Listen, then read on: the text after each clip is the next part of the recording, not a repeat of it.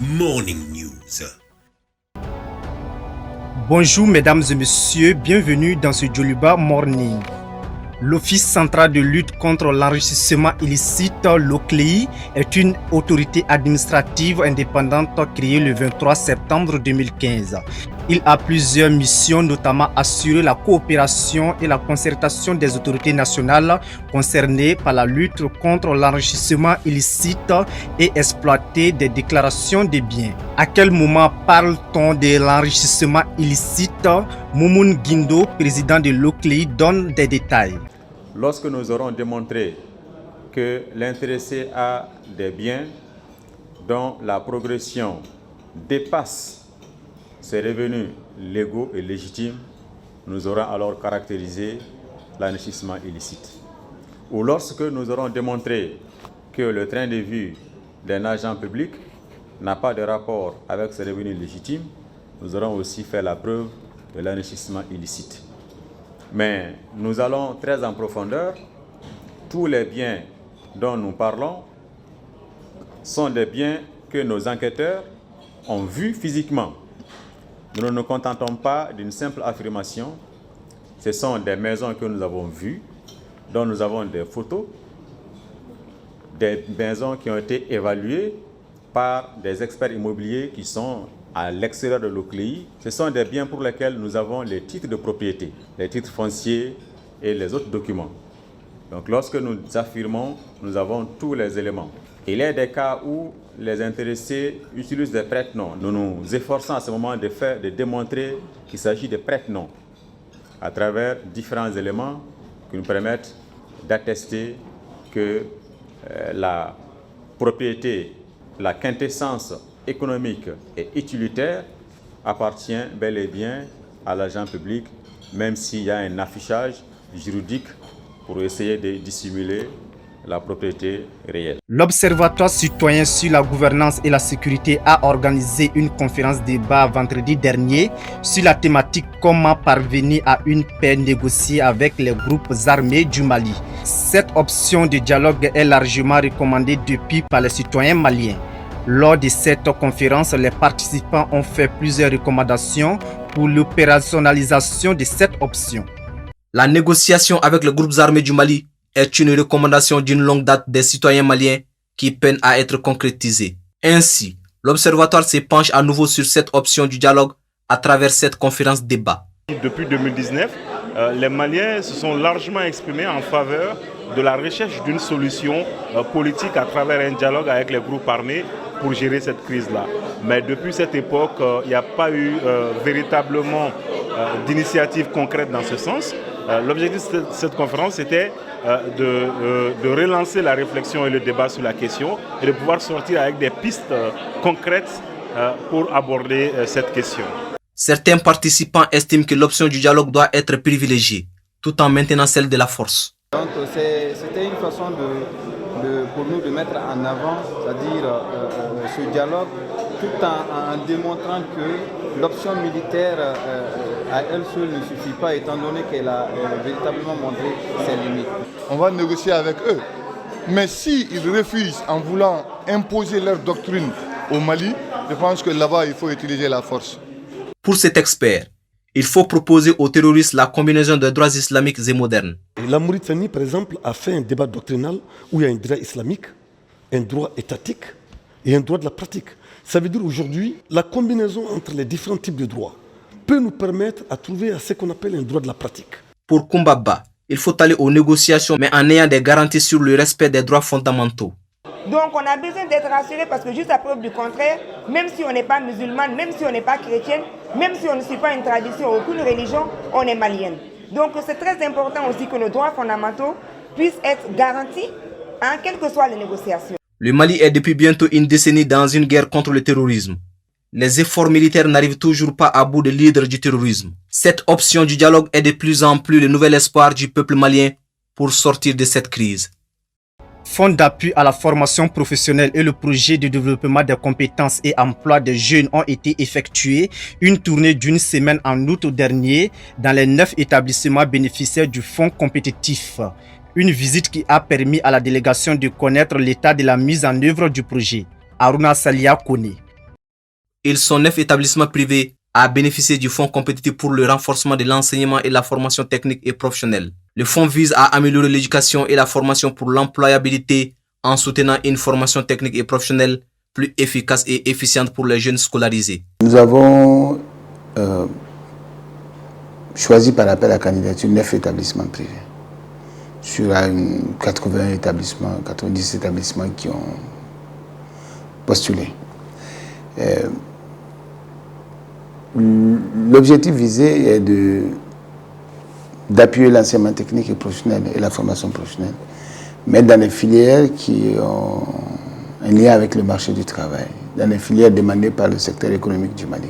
Cette subvention du gouvernement malien et sa partenaire, la Banque mondiale, s'élève à environ 2 milliards de francs CFA. La subvention moyenne accordée à chaque établissement s'élève à environ 200 millions de francs CFA. Les fonds ont été investis dans les matériels et les aménagements. Je rappelle que c'est une subvention accordée par le gouvernement malien et son partenaire, le groupe de la Banque mondiale. Il y avait un certain nombre de lignes qui étaient éligibles. Parmi ces lignes, il y avait les aménagements. On ne faisait pas les constructions, mais on autorise les aménagements parce que si on achète des équipements, pour installer les équipements, il faut des aménagements. Il y avait ensuite les équipements, l'outil didactique, l'outil pédagogique et didactique. Il y avait ensuite la formation du personnel de direction de l'établissement, mais aussi la formation des enseignants de l'établissement. Il y avait aussi la ligne études et marketing. Il y avait aussi la ligne modèle de gestion. En août dernier, pendant une semaine, une mission conjointe du PROSEJ et du FAFA a effectué une visite dans les différents établissements bénéficiaires. Une mission qui s'est assurée du bon usage des matériels obtenus par les différents établissements. C'était pour constater si les équipements mis à disposition étaient sur place et quelle utilisation ont été faites de ces équipements. Est-ce que ces équipements sont entre de bonnes mains? Est-ce qu'ils répondent véritablement aux besoins pour lesquels ils ont été mis à disposition? Nous avons une satisfaction, une très grande satisfaction, parce que moi-même, c'est la première fois, depuis qu'on a mis les financements en place, c'est la première fois que je faisais le terrain et que je voyais l'ensemble des établissements. J'en avais vu un, je crois. Une grande satisfaction parce que nous avons vu que globalement, tout le monde est satisfait de la qualité des investissements qui ont été faits. Nous avons vu des établissements qui ont véritablement changé de visage depuis que nous sommes intervenus. Au-delà des avancées majeures, cette mission qui était sous la direction technique du ministère de l'Éducation à travers la Direction nationale de l'enseignement technique et professionnel a constaté quelques difficultés. Ils ont fait des recommandations pour corriger ces insuffisances. Bon, la difficulté, c'est la non-installation de certains équipements qui ont été acquis, qui sont entreposés dans certains magasins, mais aussi le manque d'entretien que nous avons pu constater au cours de notre passage. Nous avons vu que certains équipements étaient vraiment exposés à des intempéries. Nous avons convenu avec la direction du FAFPA à l'issue de cette mission de faire un atelier de restitution et d'essayer de mettre au-delà du regroupement qu'ils ont, qui est un regroupement qui est plus syndical, et conseiller les établissements à avoir une coopération, un partenariat plus étroit. Et qui vont permettre, ce partenariat doit permettre normalement à ceux qui ont avancé de pouvoir aider et accompagner ceux qui ont des difficultés encore à avancer. Voilà. Les cibles directes sont constituées des jeunes scolarisés de 15 à 24 ans inscrits dans les établissements techniques et professionnels publics et privés. Il est à rappeler que le projet est à 80% de taux d'exécution. D'ici le 31 décembre 2021, le coordinateur du PROSEJ promet qu'il pourra atteindre les 90 à 92%. À présent, la page inter avec Fanta Diarra.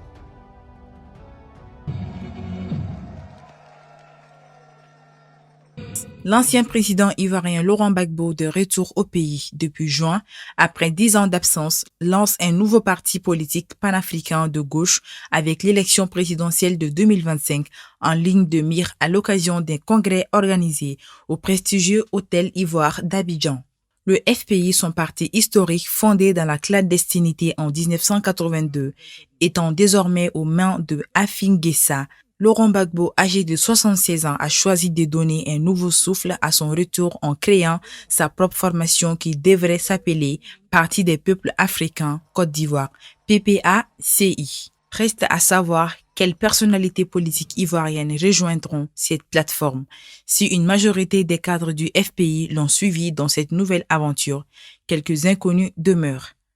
Le lancement de ce parti, 4 mois après le retour de Laurent Gbagbo en Côte d'Ivoire, est en tout cas une première étape vers la présidentielle de 2025. Un projet de l'exécutif visant à limiter l'âge des candidats à 75 ans pourrait toutefois constituer un obstacle aux ambitions de Laurent Gbagbo. En 2025, il aura 80 ans.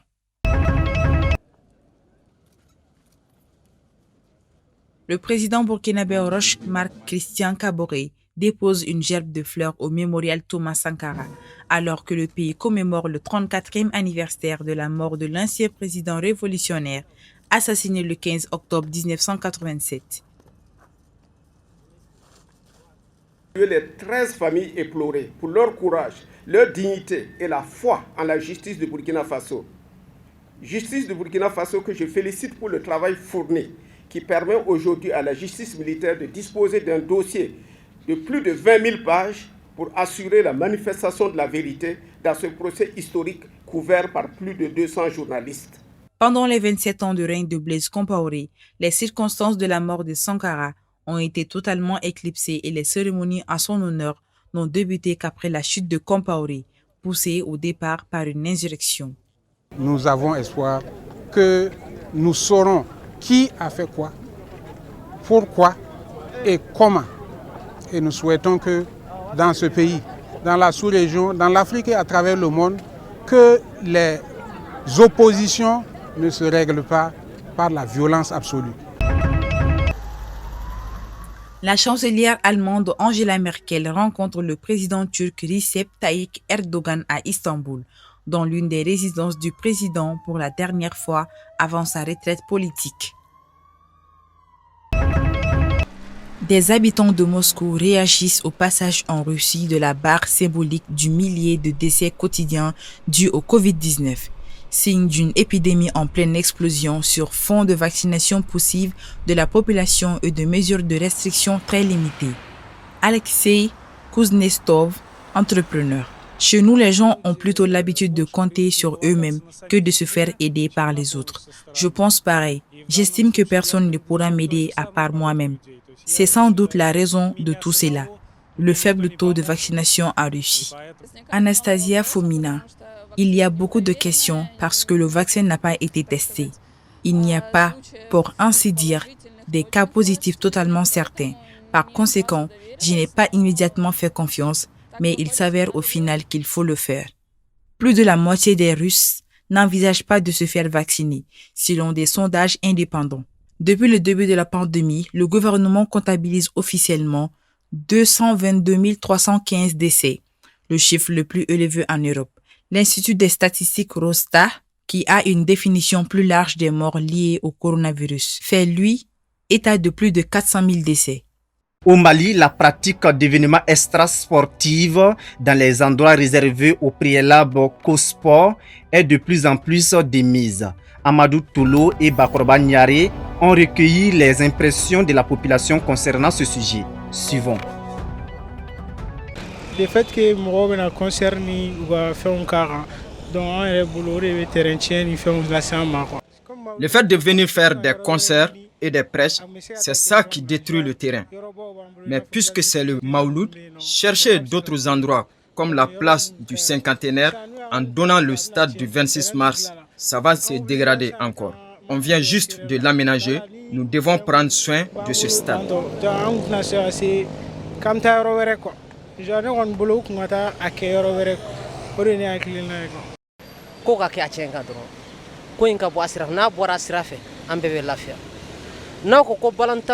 Que les choses se passent dans les normes seulement. Si le terrain appartient qu'aux sportifs, qu'on leur donne.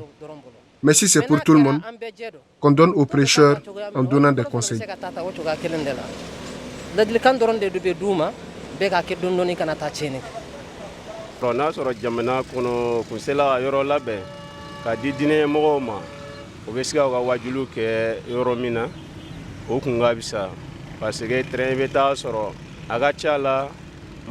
Que le pays aménage un lieu spécial pour les prêcheurs. Cela les permettra de ne pas utiliser les stades. fana kun sela yɔrɔ ɲini k'a di diinɛ ɲɛmɔgɔw ma maa kelen ko tɛ dɛ k'a di diinɛ ɲɛmɔgɔw ma n'u ka fɛn bɛ yen o bɛ se ka taa u ka ɲɛnajɛw kɛ yɔrɔ min na o fana kun ka bisa kosɛbɛ min ye concert ko ye je pense que yɔrɔ caman bɛ concert. Pour les concerts, il faut s'en passer des stades. O ka se ka concert bɛ kɛ yɔrɔ min na d'habitude concert ka kɛ o yɔrɔ la o ka terrain senbɔ la. Si c'est bien fait, fait dans les normes, c'est pas les manifestations le problème. C'est le problème, c'est la discipline, c'est respecter les règles, respecter les conditions d'utilisation. Donc à ce niveau, c'est pas au niveau des manifestations. Ailleurs, nous voyons les mêmes terrains sont utilisés pour les concerts, pour le football, pour le rugby, pour d'autres types de manifestations. Donc le problème n'est pas là-bas. Le problème, c'est notre civisme. Il faut interroger le civisme du Malien. Si on met quelque chose à votre disposition, remettez-le dans l'état où vous l'avez trouvé. Voilà ce qui manque aux Maliens. La 7e édition du Grand Prix Move Africa Maltel de la Fédération malienne du cyclisme a eu lieu ce samedi 16 octobre 2021. Plusieurs participants venus de plusieurs localités du Mali ont pris part à cette course. El Hadji Maliki Guité. Ils sont au total 100 participants venus de 13 clubs ici des différentes localités du Mali à prendre part à la 7e édition du Grand Prix Move Africa Malitel de la Fédération malienne de cyclisme.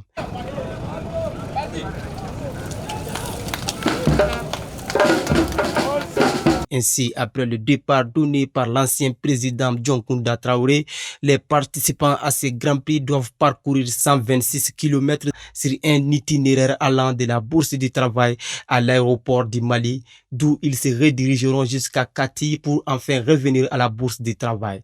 Un véritable parcours de titan qui a été âprement disputé entre les participants, notamment 13 cyclistes à la tête du peloton. Et à l'arrivée, c'est Isiaka Koulibaly de l'ISFAS qui termine premier de cette course qui a duré plus de 2 heures. Une véritable satisfaction de la Fédération malienne de cyclisme. Ce qui m'anime ce matin, c'est vraiment un sentiment de fierté, de satisfaction, vu le niveau d'organisation même de cet événement dédié à notre partenaire officiel qui est Move Africa Malitel. On peut dire que tout le bureau, à travers ma voix, est très fier de ce qui se passe actuellement. Et vu l'engouement autour même aujourd'hui du vélo au Mali.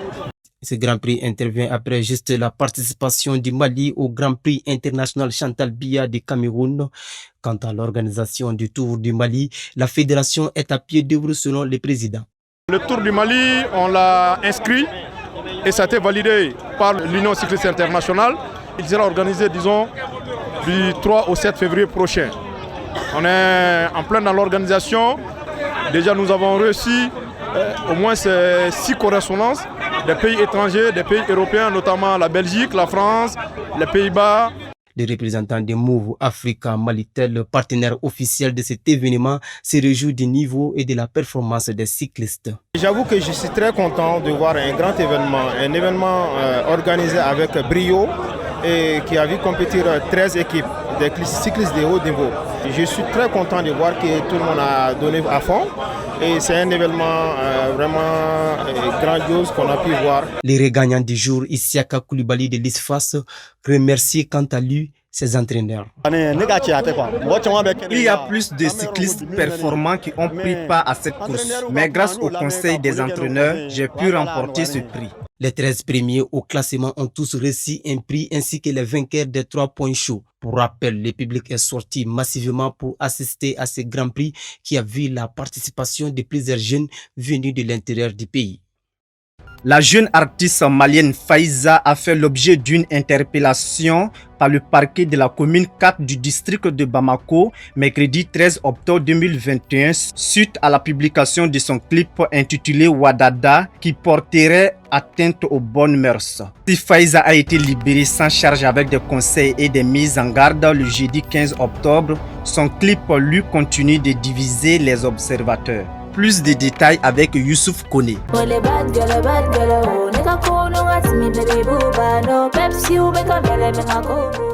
Wadada, c'est l'intitulé du clip de la jeune rappeuse Faiza qui a défrayé la chronique la semaine dernière et qui continue de faire couler beaucoup d'encre au Mali et sur les réseaux sociaux. Dépravation des mœurs, impudique, immoralité sont entre autres les termes employés pour qualifier les clips. Clip qui a valu une interpellation à son auteur le mercredi 13 octobre 2021 par le parquet de la commune 4 du district de Bamako. Dans la foulée, Youssouf Traoré alias Talbi, le promoteur du label Djagelia Music, producteur de l'artiste, à travers un communiqué, a tenté de se justifier.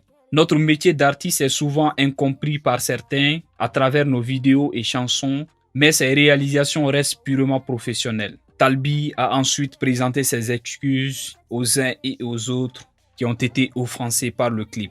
Le caractère jugé obscène des scènes et des paroles du clip dans lequel la chanteuse s'exhibe à moitié nue n'a pas manqué d'attirer les critiques et les contre-critiques. J'ai regardé le clip Wadada de Faiza, aucun compromis. L'impudente doit être arrêtée pour immoralité. Écrit Tatar Imar sur Facebook. Par contre, d'autres n'attendent pas les choses de cette oreille. Si Faiza mérite la prison à cause de son clip, c'est que tous les lieux de concert, les hôtels de passe doivent fermer obligatoirement. Ils sont dans la demi-mesure. Il y a des clips bien pires que pour elle. Mais bon, comme c'est une femme, elle doit rester respectable. On sait. A posté Nafissa sur Twitter. Cette affaire de Faiza n'est pas un cas isolé au Mali.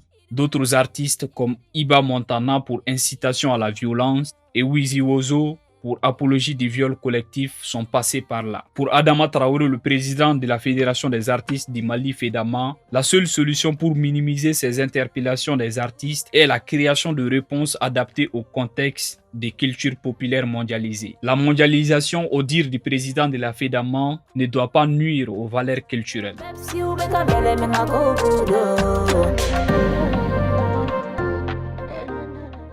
Mesdames et messieurs, merci d'avoir suivi cette édition et bonne suite de programme sur Djoliba TV News.